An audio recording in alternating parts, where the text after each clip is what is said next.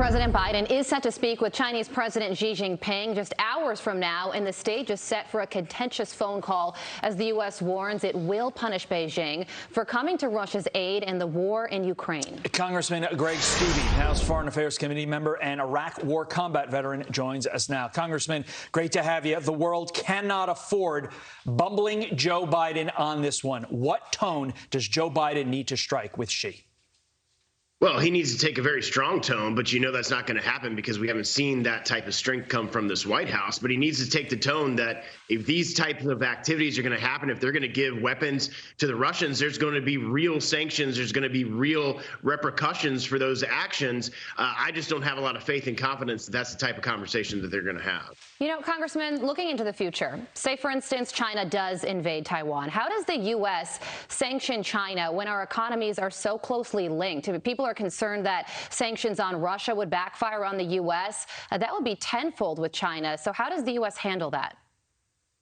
Well, we have a much different relationship diplomatically with Taiwan than we do with Ukraine. There's a number of agreements that we have to defend them militarily if, in fact, the Chinese decide to invade Taiwan. So it'd be a completely different situation than what you're seeing in the Ukraine. But there's a lot of things that we can do. The Republican Study Committee that I'm a part of, we've issued a very long bill of all the sanctions that we would put in place that would put America first. We saw that agenda under Trump. We saw how successful that agenda is. And the American people support that. We should put our country first and not China or Russia or the Iranians. Speaking of the Iranians, the White House considering removing the Islamic Revolutionary Guard Corps from the foreign terror list in an attempt to sign this nuclear deal. Congressman, of all the horrible ideas from this White House, where does this latest permutation of the Iran deal stand?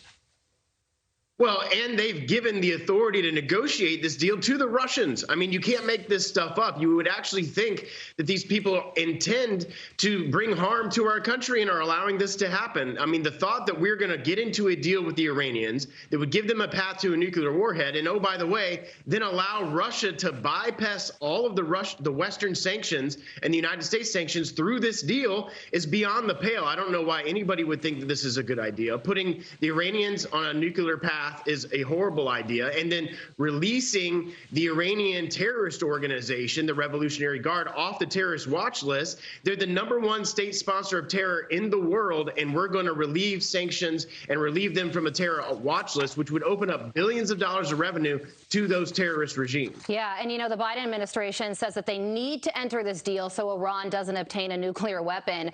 But lifting sanctions on a rogue nation that is close to obtaining a nuclear weapon isn't a good idea either. So how does the U.S. play this? Is there any way that the U.S. can play this so 5 years down the road, Iran doesn't have nuclear capabilities?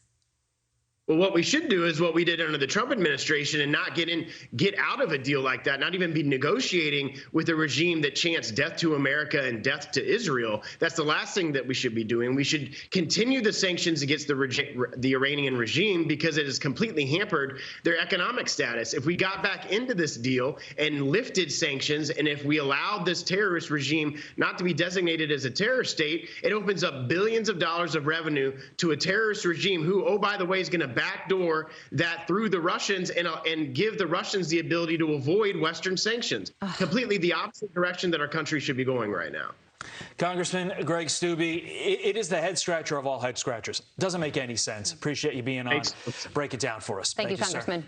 Hi, everyone. I'm Brian Kilmeade. I want you to do me a favor. I want you to click to subscribe to the Fox News YouTube page. This is the only way that I know for sure that you're not going to miss any great commentary, any great news bites, any great interviews coming your way on Fox. You can get it all here on YouTube. So subscribe right now.